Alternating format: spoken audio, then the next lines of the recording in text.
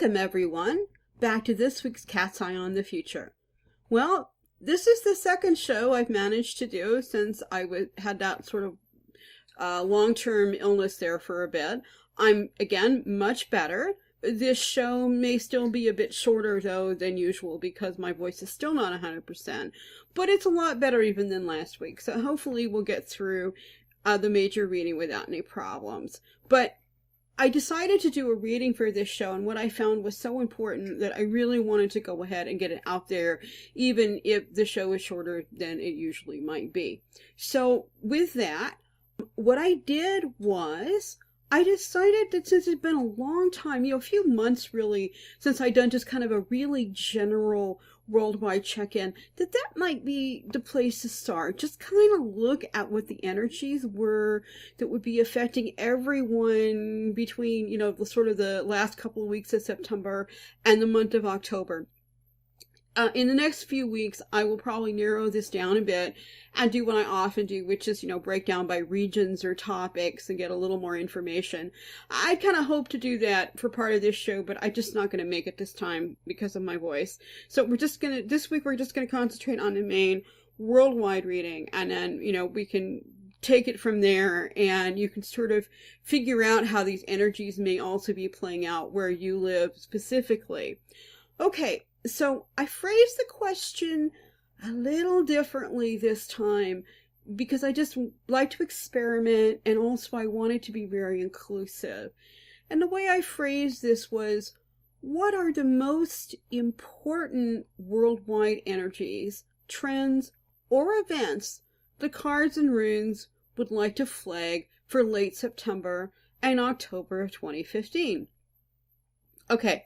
First off, I was really, really hoping to see some changes in the previous predicted patterns for this time period, because sometimes things do change, especially human-caused events can be subject to change over time, as maybe slightly different decisions are made than the most likely ones, and the energies will sort of morph to affect that, or at least the pattern becomes a little different, even if the energies stay the same. They manifest somewhat differently. Remember that with occasional exceptions, the cards and runes provide mostly a reading of the energy patterns for a certain time period rather than specific events. In that, it's very much like astrology. I have a friend who's an astrologer, and we often work together on things, and we've noticed that, I have no clue what the planets are doing beyond very basic stuff or what I might read somewhere. But I might say that the energies seem to be there for people to feel really good, and, it's a high energy, high active, really positive looking period. And just like, oh, well, that's because Jupiter is doing such and such, or Mars is doing such and such, and she can, often the energies in the cards do reflect what the planets are doing. We can read for specific types of events, just like you can do an astrology chart for certain types of events if you know, say, the beginning of something. That's the thing about astrology, though, is that you have to have a way to do a chart. But if you've got a chart, you can do predictive astrology, and we can do that with cards too, but we have to be more specific. In a really general reading like this, what we're really hunting for are to find out what those energies are they're likely to push people, or sometimes other objects or events, or even the world, the earth itself, space, these things, they push it in certain directions. Now, in the past readings for this year, this current time period from, say, mid-September, when I'm recording this on September 16th, until the end of October, seemed to be flagged for economic issues of various sorts, and probably not very positive ones. There were also some hints of conflict, and for the last 3 years, we've been seeing hints without dates of a coming possible war or attempt to start a war or conflict over money or fortunes. That hasn't really had a time period. That's just kind of been floating out there for a long time. But what really struck me at the beginning of this summer, even in private client readings, was lots of people started coming up with these economic issues. So when we read for that, specifically, we sort of got this fall period into a time period when these things could come down. So before I even get into breaking down these particular cards, though, I have to say that amazingly, the energies not only haven't changed much, but if anything, they've gotten a bit clearer in their message in this regard. Well, we still don't know all the specifics. It looks like this next month or two, and I'm not even going to try to reach the last part of the year, but let's just say that probably in the next 6 to 8 weeks, we will see a new and unfortunate set of challenges, some of which are probably economic or wealth-based. Now, caveat on this again, time is the worst thing on the cards as a system, because the cards, unlike astrology, which is very, very close and you can tell when the planets move, and when a planet or an asteroid moves in a position, you can say that it has moved out of something and has less influence. It may still have a bit coming and going, but it's only limited in scope. The cards, on the other hand, because they read energies, you can put time limits on them, but sometimes they go a little bit faster or a little bit slower than what you may actually state in the question. So I'm going to extend this out like for the rest of this fall, but the cards seem to indicate that it's more likely in this earlier period. So we're going to go with that probably 8 to 12 weeks max, and at which point, you know, I think things will either reset if this doesn't occur, or we'll see the changes morphing and I can do another reading. Before going on, however, I'm going to break the cards down now so my listeners can see where I'm going with this and why I'm talking about this particular type of energy forecast and talking about these particular topics. The very first card is, in fact, the Wheel of Fate, Fortune, or Karma. Now, in most traditional tarot decks, it is called the Wheel of Fortune. And though it usually refers to the older meaning of fortune in the idea of one's personal luck or fate, you know, like one's fortune in life, it can also be about real fortune such as wealth, money, or power. It can also be about cycles and karma, and about things which we have set in motion, finally moving forward to take place, action and reaction. When this card appears at the start of a reading, it suggests the next cards indicate energies or events that are now fated to happen. The wheel is already rolling in their direction, and they are highly unlikely to change. It's that karma, you know, the things have been done in the past, decisions were made in the past, and now they're rolling on, and the results are going to happen. They simply are. There may be slight changes in how the energies or events manifest, but the pattern's already been set down, and again, it simply remains for the wheel to keep turning before they occur. The pattern may or may not have been fated in the sense that nothing could have been done to prevent it. I mean, it's not necessarily like someone on a white throne decided before the world began that such and such will happen. But even if steps could have been taken to prevent what is coming when the wheel turns, at this point, such actions would just be too little too late. So in that sense, it's now fated. What is coming, and the best individuals, tribes, nations, anybody can do is just sort of try to ride out the storm. Take your own personal precautions and get out of the way. Now, of course, not when the fates rule, things are not always totally negative either, but basically we're living in a time period for the next couple of months where things are going to occur that are the result of decisions already made, and there's not enough that people personally can do to stop it. The next card, interestingly enough, is the Fool, which is in fact a card for starting over. It means like a new journey, a new thing, new energies, new insights. It can, however, also indicate that foolishness or recklessness that we associate with like youthful folly, like with teenagers thinking more with their hearts and their heads and just running off and doing something because it comes into their mind.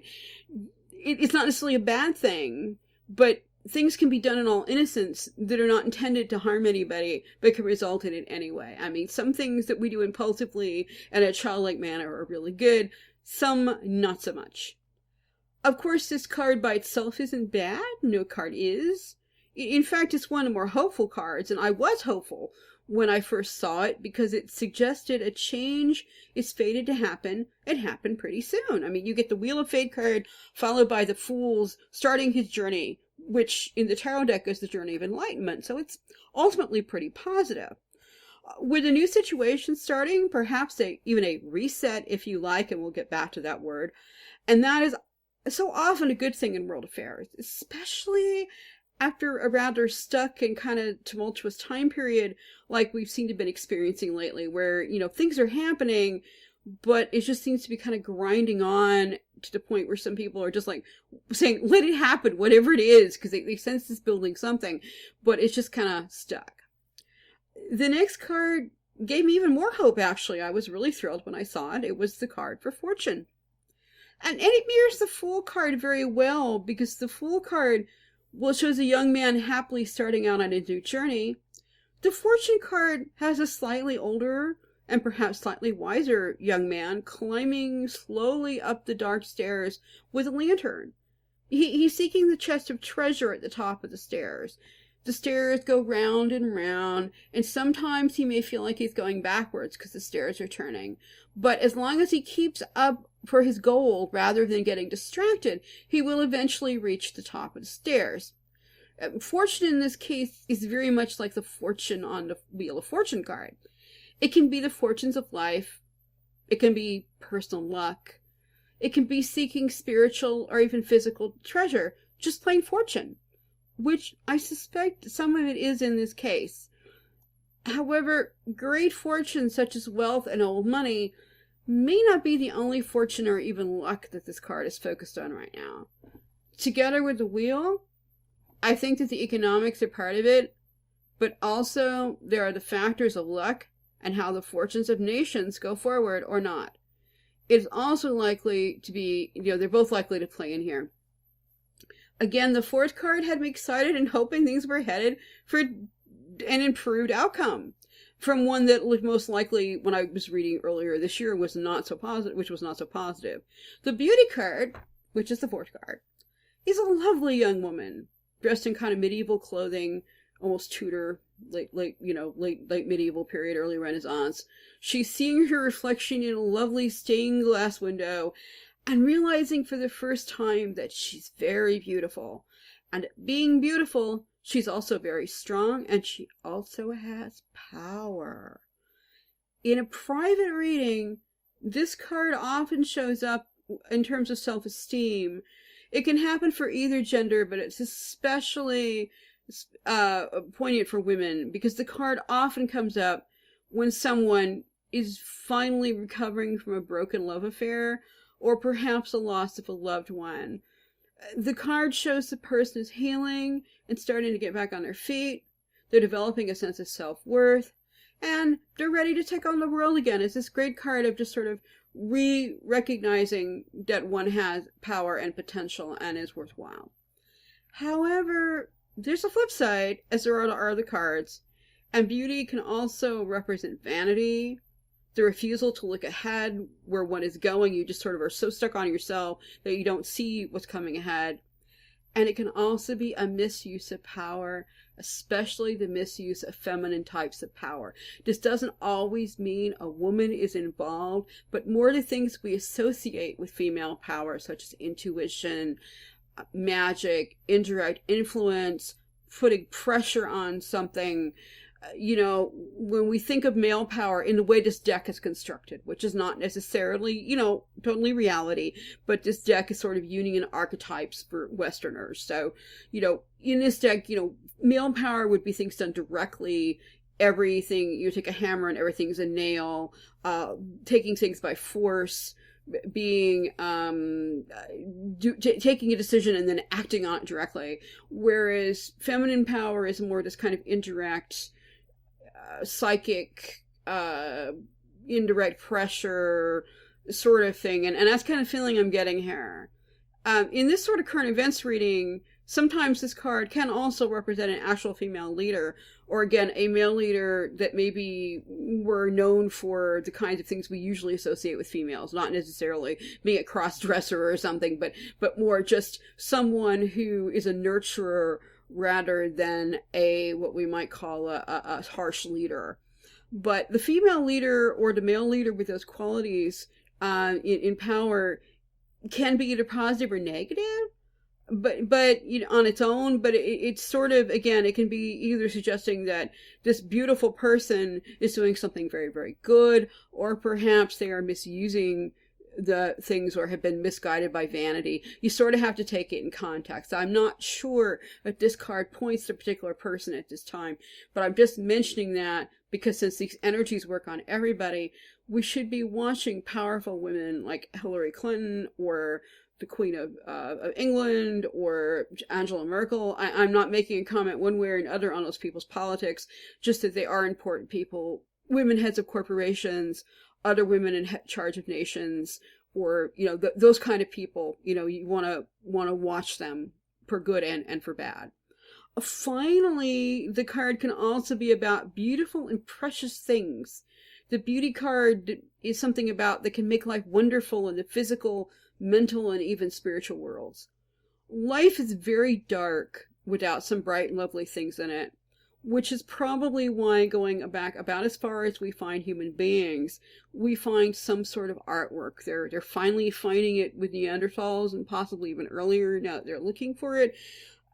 People, even in the most primitive or difficult of circumstances, will often try to decorate things in some way or fashion just to make things a little more beautiful. So we can concentrate that on kind of developing that, even if things get kind of dark and grim.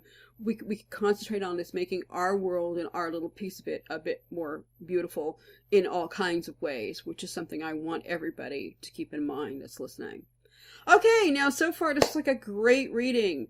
So why did I have such a dismal paragraph to start out with? Is it just Disaster Cat being mopey? Disaster Cat being one of my other personas that I sometimes have on prep lists and things. Hi out there, anyone, if you're listening, that know me by that handle. But no, actually, this was not really a Disaster Cat moment. But I mean, hey, with just these 4 cards, it looks like fate is bringing us a new start, perhaps new fortunes, and a beautiful way forward, right? Well, yes, it would if I'd stopped reading there. But I always pull at least 5 cards for readings like this, even when I'm kind of trying to be a little bit shorter than usual, because I know that I may not be able to keep reading all that long. But complex and large topics need to have at least 5 cards, because, well, they're rather large and complicated. And even if we're only doing an overview, it's still a good idea to get at least something from all 4 directions, and then a summation, if you will. So you can divide cards up like earth, air, fire, and water, and then the middle. And I've done that for some types of readings. I didn't do it this time, but it's still that same concept of, the whole wheel being included as sort of minimalist reading. And boy, did I get a summation with this last card. This last card just shows why you have to keep reading. Because the last card is Destruction. Now, the Destruction card is the same card as the Tower of Destruction in a standard tarot deck, and usually means pretty much what it says on the tin, as the commercial says. It shows a terrifying picture of some battle from the Reformation period with knights battling over a tower they've set on fire. There's a priest covered in blood laying at the front of the card holding a Bible. He's probably dead from the looks of things.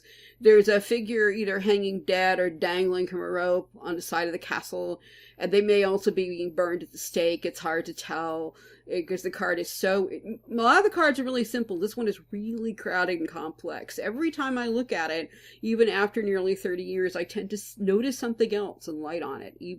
It's a scene basically of war, chaos, and horror. Probably over least involving wars of religion or religion in some way. The implication of the card is at the very least religion or faith has failed to stop the horrors and the battle rages on. So with this last card, we get something more like this. When you add this all together, a new start or reset is fated to happen that may destroy both fortunes and things which are beautiful.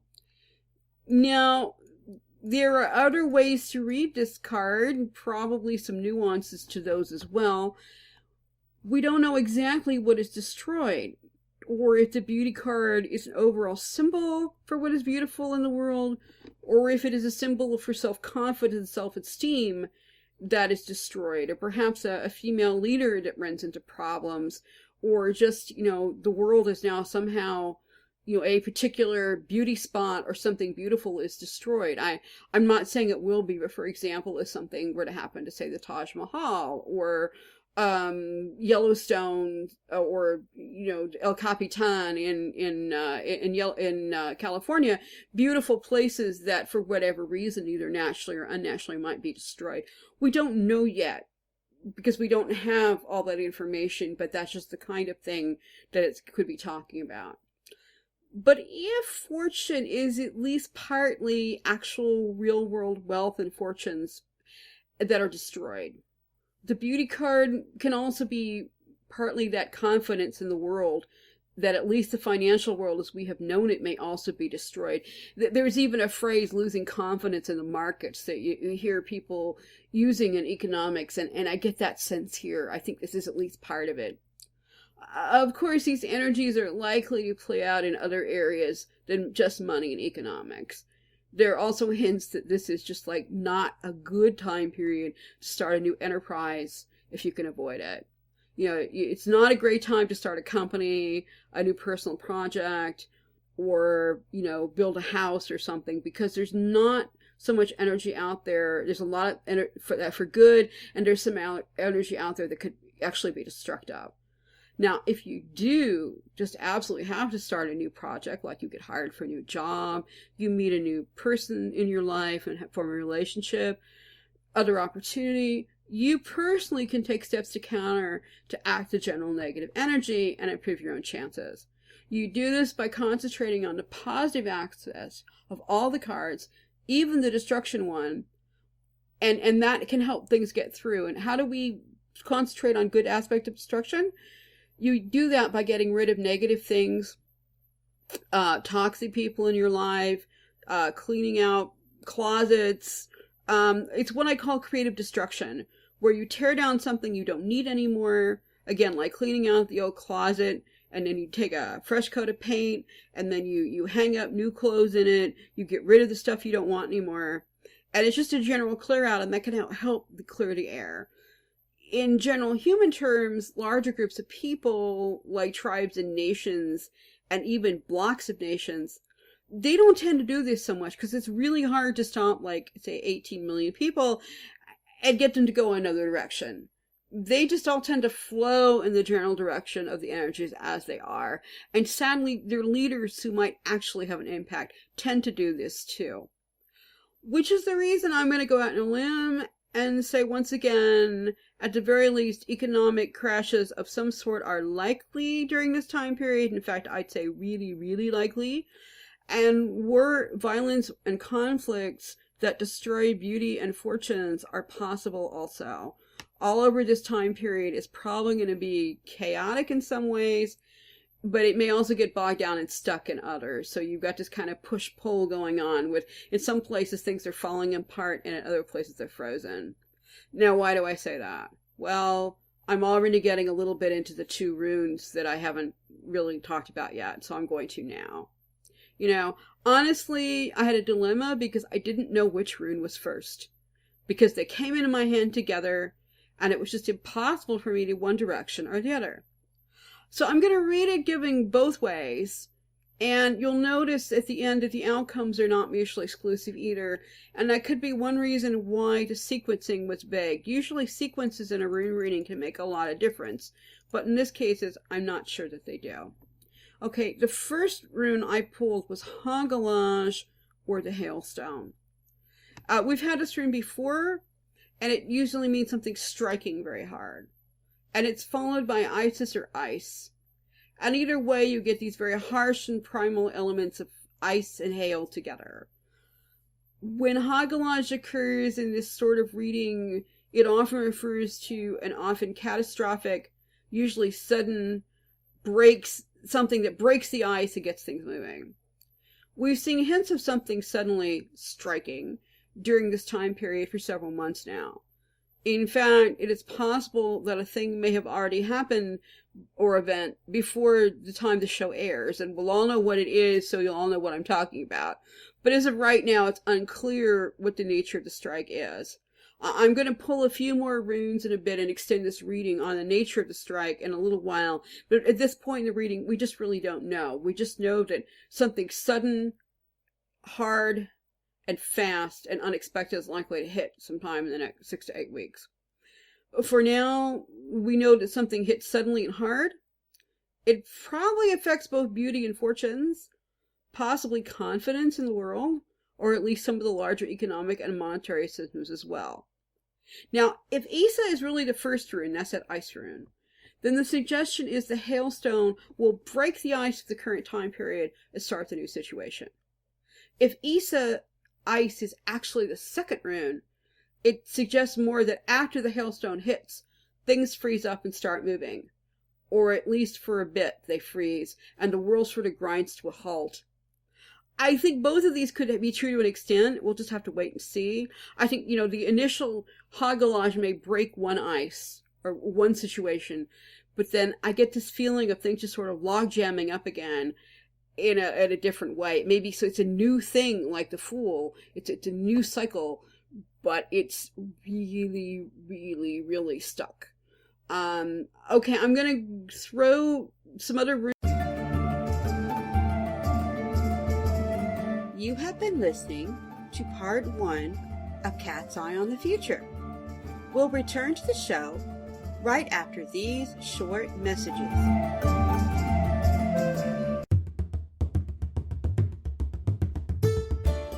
Do you have questions? The cards have answers. If you would like a personal reading with Melody, just go to my website, melodypsychicreadings.com.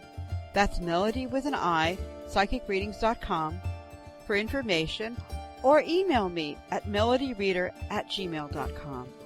Readings are available using Skype, phone, email, or even in person if you are lucky to live in Ireland.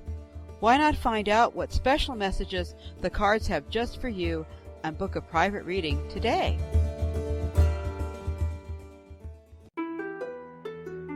We now return to part 2 of Cat's Eye on the Future.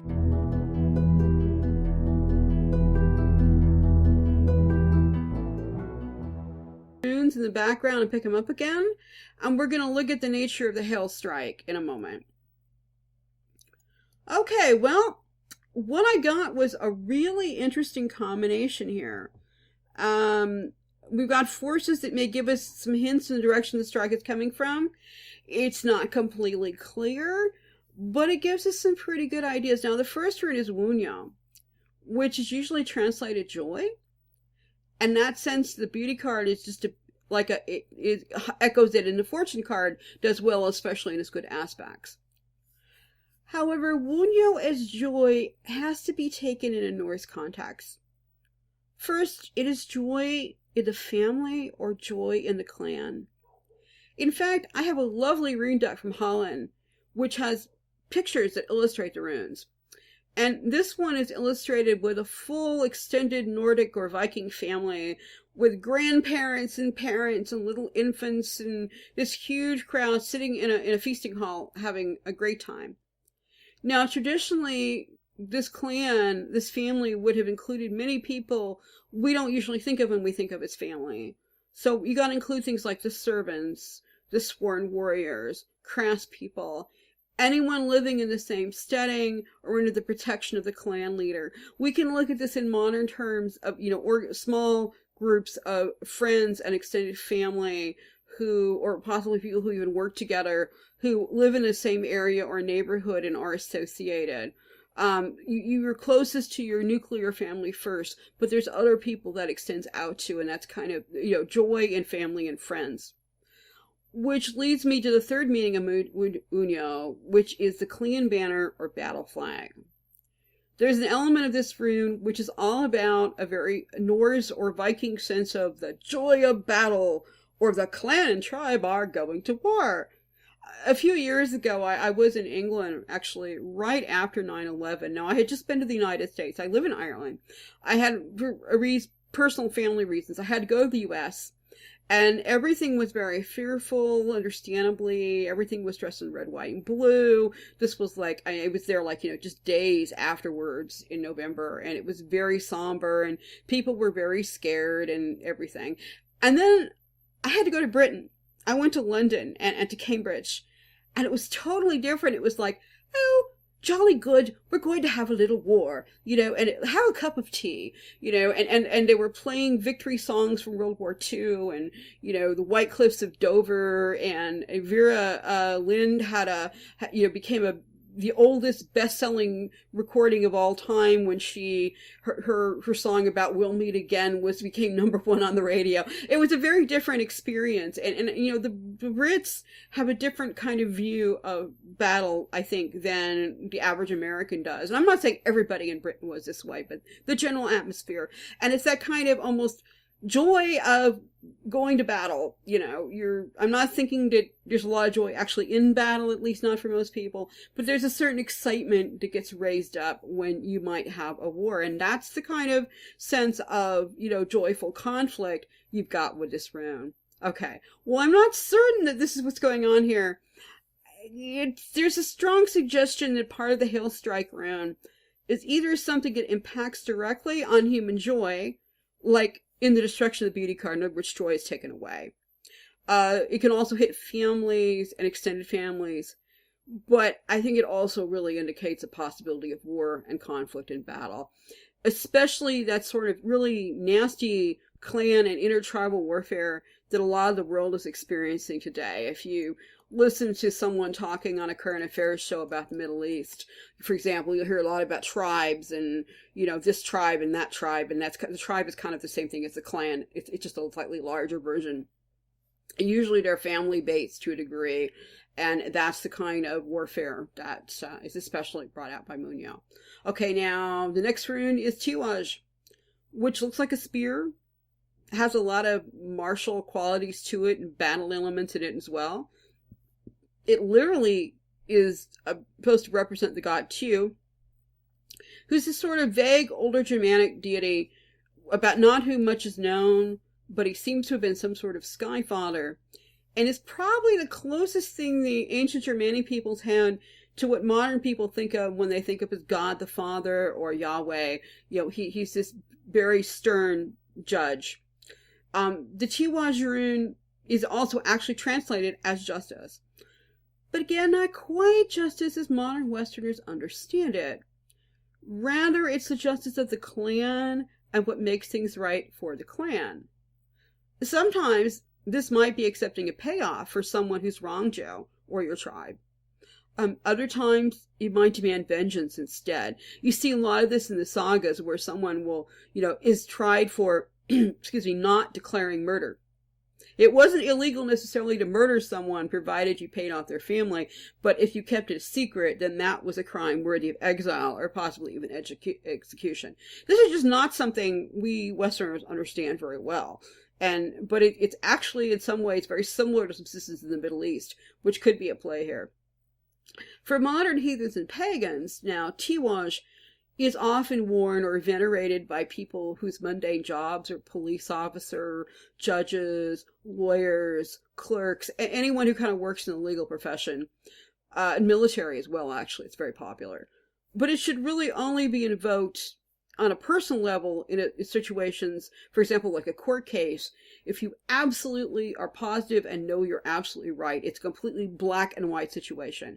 If there's anything ambiguous about it all, Tiwaj is a sort of harsh justice without mercy that you don't really want to be dealing with. We'll talk another time. There are other runes or influences you could invoke that would do a lot better than Tyr. Now, again, if it's a black and white case, if you're innocent and you're accused of a crime, then invoking Tyr to help you or using your Tiwaj is just perfect.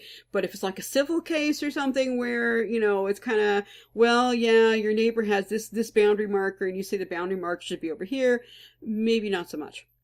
Now, taken with Munyo in its battle flag aspect, Tiwaj also suggests to me again that the hail strike may be some sort of attack, conflict, or even a legal action. Something is decided that causes shock, upset, and is enough to change the world situation drastically. This cannot be a small thing for it to be the Hagelage. It has to be something very shocking, surprising, and if not unexpected, at least not unexpected right then, or something we hoped would not happen.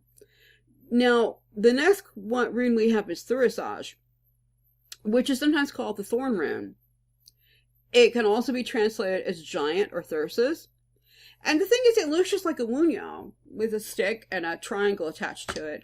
But that little flag part that on Wunyo is up at the top, like a banner, is flown in the middle or stuck to the middle of the Thurisage rune.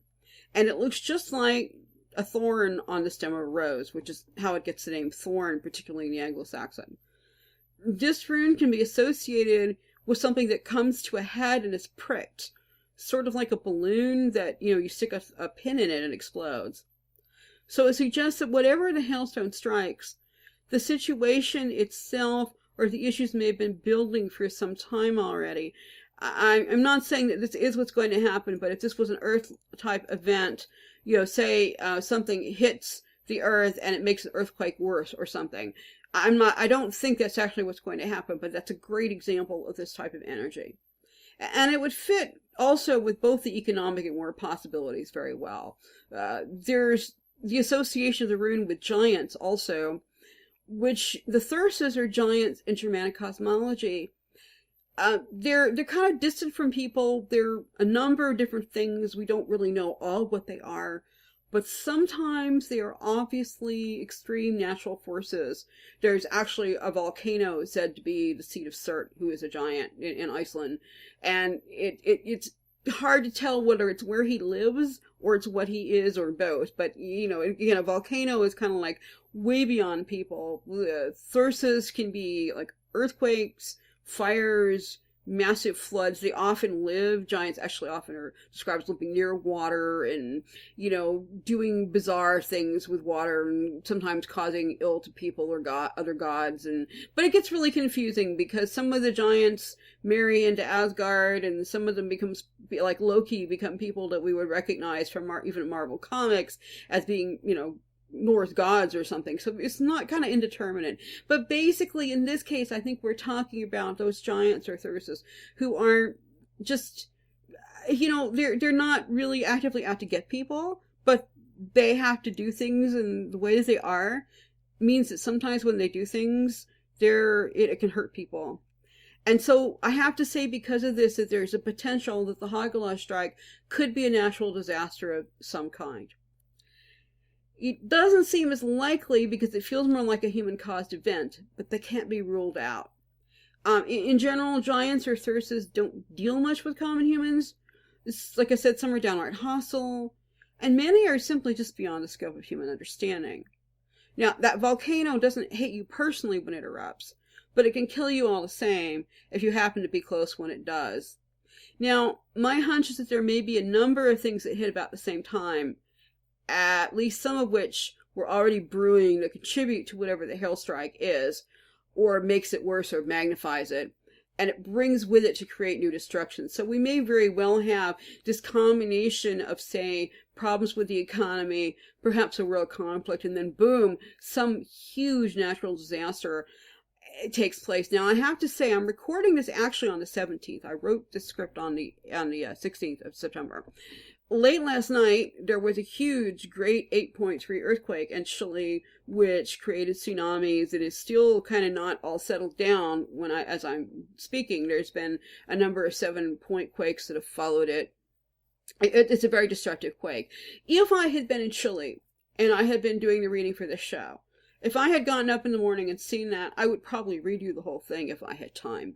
Or I'd at least put a caveat in, because I would think, well, the Hagelage was probably the earthquake last night because it struck here, and because I'm right here, it really had that impact, and it was sudden and unexpected, and the runes were trying to warn me. Sometimes they do that. They don't quite answer the question you're asking.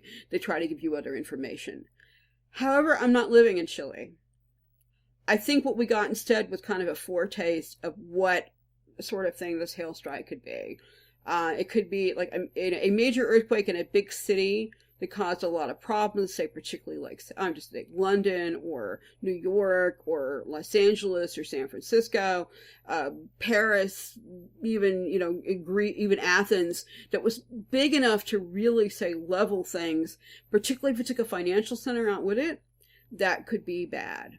Or if war or another activity were to do the same thing. Or let's say giant storms took out a major power grid and did it for quite a long time, like for 2 or 3 weeks. This would cause, it's this kind of, if it is a natural disaster, I think it's that kind of sort of thing that then flips into and becomes an economic and political disaster, or exacerbates one that's already in existence.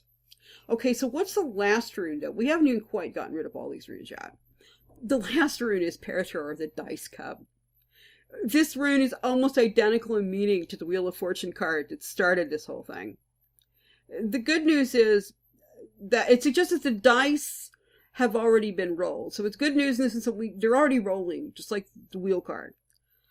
And all that remains is for them to keep going and see where they land. So like, you're in the casino and you sit the cards out and you've rolled the dice, and now we're waiting for the wheel to go round and round and round, literally, but we don't know where it's going to land yet. We don't know if we're going to get the $100 million jackpot or if we're going to get zero. The good news is no one quite knows what that landing is yet. And because we don't know where it's landing, it may not be totally negative. Maybe we will get, I don't think we're going to get the 100,000, but maybe we won't end up owing the house either.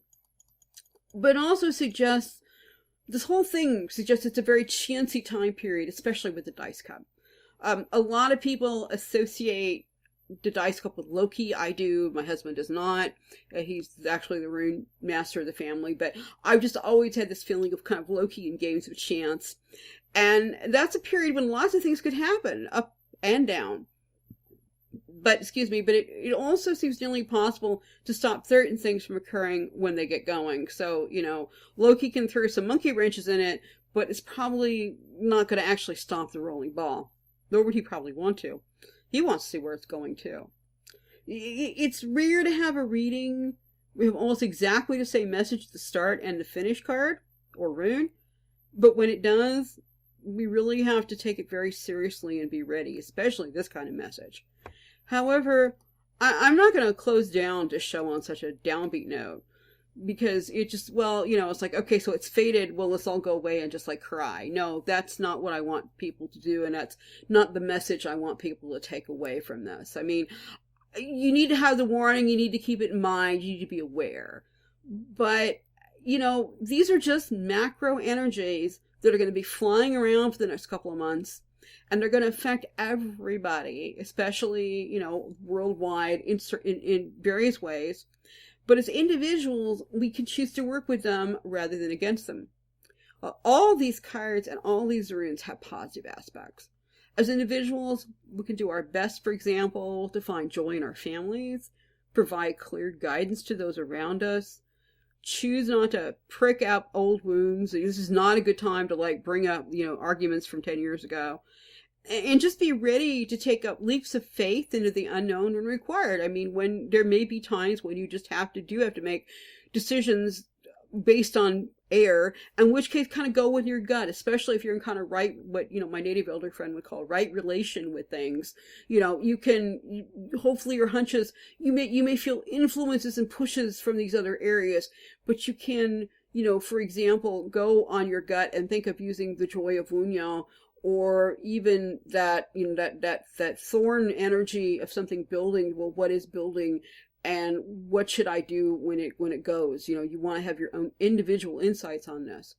We can meditate on the Fool's Journey card. That's a really good one, because the Fool's Journey in the tarot is really the person's beginning point as they start towards enlightenment. Every task starts somewhere, and this is what you can concentrate on.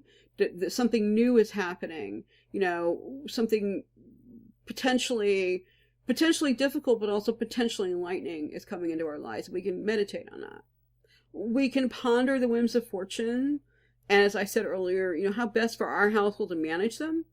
And, we can create, and the main thing we can create and enjoy personal beauty in the form of a sunrise outside the window, or even a freshly baked cookie. You know, we're people, and we have this ability to, even in the darkest times, you know, take things and make things. I'm reminded something that struck me very, very strongly when I read the autobiography of Corrie ten Boom. You know, she's been thrown in a jail for helping, you know, being accused of helping the Jews, which she had been doing in Holland, and she's in this Nazi jail cell for weeks, and she has her pajamas, and she finds a piece of straw, and she takes the threads out from some of her clothing, and she starts embroidering flowers on her pajamas and doing all this little sort of embroidery. And it just struck me as, here is somebody sitting in the darkest of jails, and yet you're trying to make something beautiful. And I think that's something to concentrate on here. Fortunately, hopefully none of us will be in that circumstance. It's that dire. But no matter what's going on, you can take time to make what you're doing an artistic and beautiful presentation. This is going to be another, what I think of as those high energy periods, at least at the start. I think it's going to be a little weird in that it may also bog down and get stuck later, as I said. You know, whether it gets stuck or whether it just keeps rushing, I think this is going to be a time period when a lot of us we're not going to be in a lot of control over certain things. And we simply have to accept that and let go of what we can't do anything about, and concentrate on the things that we can, including what I just said about making them beautiful as we can. Some things just are intrinsically awful and we can't do that with them, but most things we can sort of try to see if there's a silver lining. During periods like this, it's best not to try to swim upstream. Really, it's not. But as I said in another broadcast, you know, when we've had similar energy periods like this, if you can't flow in the river's direction, you know, like if the rapids are getting too fast, or you don't like where it's going, you don't approve of it, it's better to just kind of park your boat on the side and maybe sit there for a while, rather than trying to fight against it or trying to go upstream, because you're just not going to win. You could sort of back out and refuse to play the game, but it's really hard to go backwards. You know, be ready for action if you need to take it, those leaps of faith that I mentioned, but also be ready to focus inward, that meditation, to take time each day, do that for a bit. It's a good idea during any type of time period, but this one is when that kind of guidance is particularly going to be helpful and needed. Okay, well, that kind of sums this up. We're just going to have to see what happens, and I'll try to take another look towards the middle of October, when we may have a better clue of what's going on, or if it turns out I've totally misread this, then, you know, we'll have to start over, and I'll try to think of, well, what did I miss here? My experience is usually the cards and runes are correct, which is why I described them all to you, but being human, sometimes my interpretation isn't always, so we want to keep that in mind as well. But hopefully, by the time you hear this, or soon after, we may have a clue what that Holocaust strike is or is going to be. And at that point, I may take another quick reading, general reading, just to see what direction it's going. But I think that's enough for this week. I feel my voice starting to go, and I don't want to cough all over everybody. So I'm going to go and make myself a cup of tea. I suggest everybody else do so as well. Relax, take a favorite book, enjoy yourself while you can, as much as you can. And I look forward to seeing you next week here at Cat's Eye on the Future.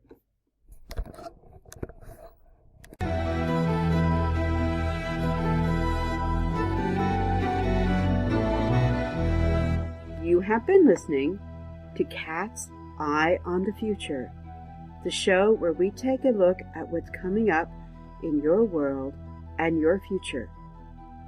Join us again next time for another episode of Cat's Eye on the Future.